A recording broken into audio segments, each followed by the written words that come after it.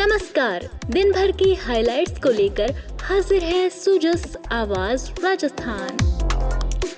सुजस आवाज पॉडकास्ट में आपका स्वागत है। मैं हूं आपके साथ अभिलाषा अगर। एक नजर आज की सुर्खियों पर। मुख्यमंत्री भजनलाल शर्मा ने ब्यावर में किया विकास कार्यों का लोकार्पण और शिलान्यास। कहा, जनता के सहयोग से राजस्थान हर क्षेत्र में स्थापित करेगा नए आयाम। मुख्यमंत्री ने जैतारण में भगवान श्री राम की प्रतिमा के किए दर्शन। दुर्गाष्टमी के पावन अवसर पर किया कन्याओं का पूजन।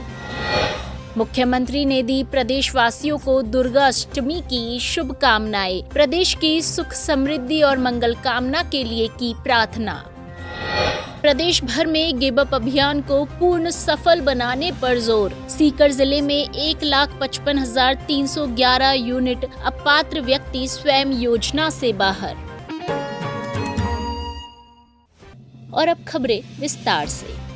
मुख्यमंत्री श्री भजनलाल शर्मा ने आज ब्यावर में विभिन्न विकास कार्यों का लोकार्पण और शिलान्यास किया। कार्यक्रम को संबोधित करते हुए मुख्यमंत्री श्री शर्मा ने कहा कि राज्य सरकार विकास कार्यों को जन जन तक पहुंचाने के लिए निरंतर प्रयासरत है। उन्होंने कहा कि राजस्थान की समृद्ध सांस्कृतिक और धार्मिक परंपराओं के साथ साथ आधुनिक बुनियादी ढांचे का विकास हमारी प्राथमिकता है। मुख्यमंत्री ने कहा कि लोक कल्याणकारी योजनाओं का लाभ अंतिम पंक्ति के व्यक्ति तक पहुंचाना ही सरकार का लक्ष्य है। उन्होंने जनता से अपील की कि वे शिक्षा, पर्यावरण संरक्षण और सामाजिक सद्भाव के लिए सक्रिय भूमिका निभाए। श्री शर्मा ने कहा कि एक पेड़ मां के नाम तथा हरियालो राजस्थान जैसे अभियानों का उद्देश्य केवल वृक्षारोपण नहीं है, बल्कि आने वाली पीढ़ियों को स्वच्छ और स्वस्थ वातावरण देना है। उन्होंने विश्वास जताया कि जनता के सहयोग से राजस्थान हर क्षेत्र में नए आयाम स्थापित करेगा। मेरा सौभाग्य है कि शारदीय नवरात्रा की अष्टमी के दिन एक साथ आप सभी भाइयों बहनों के दर्शन का लाभ मुझे मिला है। निश्चित रूप से मैं धन्य हुआ हूँ। आज जैतारण में सेवा पखवाड़े के तहत आयोजित इस कार्यक्रम में पुणे में सभी का स्वागत करता हूँ। ये जैतारण की गौरवशाली भूमि आस्था और असीम पराक्रम की भूमि है। ये भूमि याद दिलाती है वीर जैताजी व कूपा की, जिन्होंने गिरी सुमेल के युद्ध में पराक्रम की पराकाष्ठा की थी। इस युद्ध में शेरशाह सूरी का कहना पड़ा था कि मैं मुट्ठी भर बाजरे के लिए हिंदुस्तान की बादशाही खो देता। ये यहाँ के वीरों का कमाल था। यहाँ के सूरवीरों के शौर्य और साहस की परंपरा का उदाहरण स्वतंत्रता संग्राम के दौरान भी मिलते हैं। ब्यावर जिले के ठाकुर गोपाल सिंह जी खरवा ने अंग्रेजों के छक्के छुड़ाने का काम किया था। टंडाबल में किसानों ने 28 मार्च 1942 को उत्तरदायी शासन की मांग के लिए संघर्ष किया। ऐसे समस्त देशभक्तों को मैं नमन करता हूं। आस्था की यह पुण्य भूमि जरा याद दिलाती है कि कुंडली में जन्मी भक्त शिरोमणि मीराबाई जी की आध्यात्मिक परंपरा को यहाँ के जन्मे राम सनई संप्रदाय के संत श्री दरियाव जी महाराज ने भी आगे काम बढ़ाया। उनको भी मैं नमन करता हूँ। जैतारण की यह भूमि जैन संत श्रवण विभूति मिश्रीमल जी महाराज तथा संत रूप मुनि रजत जी की कर्मस्थली भी रही है। ऐसी सांस्कृतिक ऐतिहासिक समृद्धि धरा पर आकर निश्चित रूप से मुझे बहुत बड़ी खुशी हुई है और गौरव महसूस हुआ है।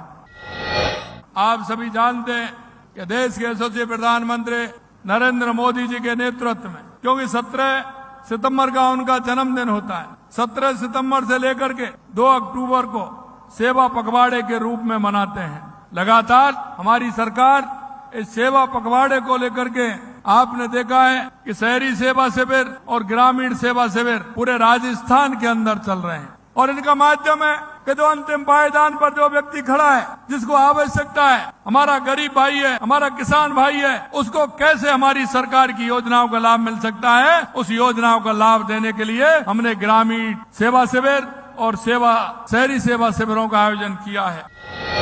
मैं आपको ये कहना चाहता हूँ मेरे भाइयों बहनों कि माननीय प्रधानमंत्री जी का कहते हैं सबका साथ, सबका विकास, सबका विश्वास, सबका प्रयास मूल मंत्र को मूर्त रूप देने के लिए हमने ये कार्यक्रम आयोजित किए हैं।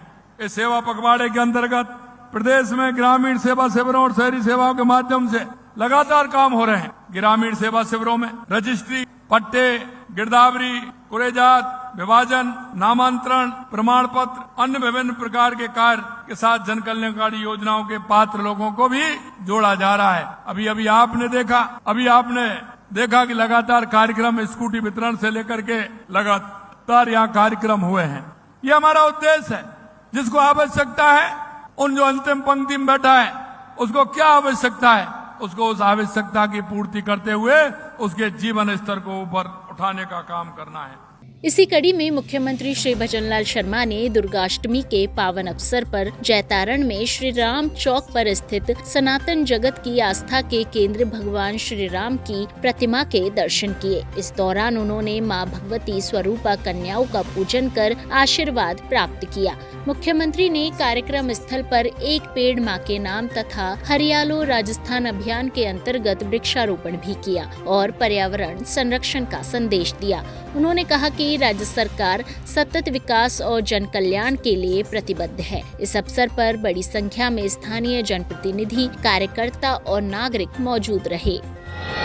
मुख्यमंत्री भजनलाल शर्मा ने आज अपने सोशल मीडिया के माध्यम से प्रदेशवासियों को दुर्गा अष्टमी की हार्दिक शुभकामनाएं दी। इस अवसर पर उन्होंने मां भगवती से प्रदेश की सुख समृद्धि और मंगल कामना के लिए प्रार्थना की। मुख्यमंत्री ने अपने संदेश में कहा, मां भगवती का असीम आशीर्वाद समस्त प्रदेशवासियों पर निरंतर बना रहे। उनकी कृपा दृष्टि से हम सभी के मनोरथ पूर्ण हो, यही मेरी प्रार्थना है। उन्होंने आगे कहा कि दुर्गा अष्टमी शक्ति, साहस और सद्भाव का प्रतीक पर्व है, जो हमें बुराई पर अच्छाई की विजय का संदेश देता है। उन्होंने सभी से आह्वान किया कि इस पावन अवसर पर समाज में एकता और भाईचारे को और अधिक सशक्त बनाने का संकल्प ले। आपको बता दें कि प्रदेश भर में आज दुर्गाष्टमी के उपलक्ष्य में मंदिरों और पूजा पंडालों में विशेष कार्यक्रमों का आयोजन किया गया। श्रद्धालुओं ने माता रानी के दरबार में पूजा अर्चना कर राज्य की खुशहाली और उन्नति के लिए प्रार्थना की।